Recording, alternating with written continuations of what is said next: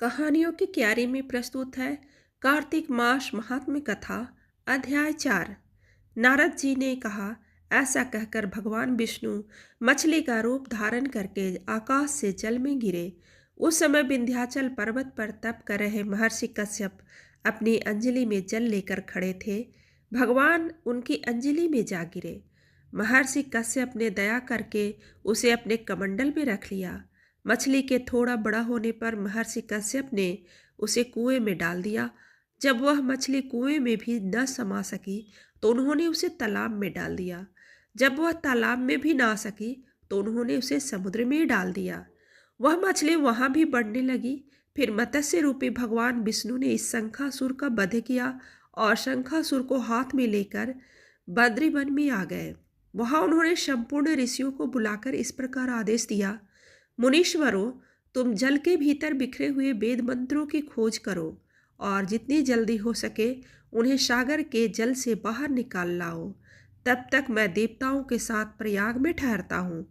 तब उन तपोबल संपन्न महर्षियों ने यज्ञ और बीजों सहित संपूर्ण वेद मंत्रों का उद्धार किया।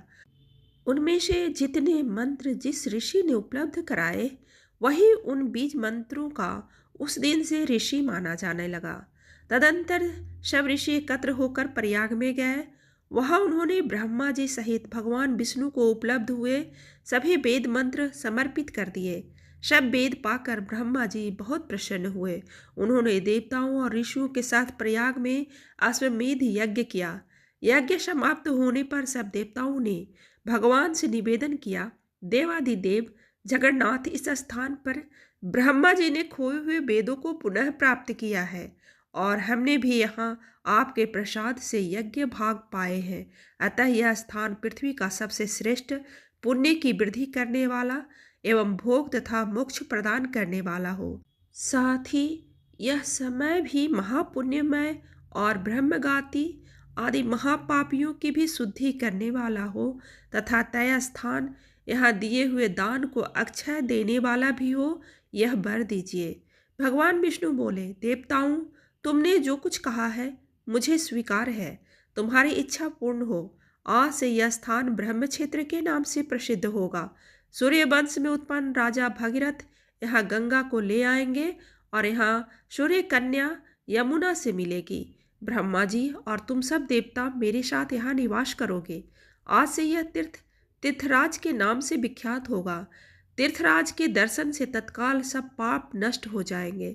जब सूर्य मकर राशि में स्थित होंगे उस समय यहाँ स्नान करने वाला मनुष्यों के सब पापों का यह तीर्थ नाश करेगा। यह काल भी मनुष्य के लिए सदा महापुण्य देने वाला होगा। माघ के सूर्य के मकर राशि में स्थित होने पर यहाँ स्नान करने से शालोक्य आदि फल प्राप्त होंगे। देवादिदेव भगवान विष्णु देवताओं से ऐसा कह ब्रह्मा जी के साथ वहीं अंतर्ध्यान हो गए।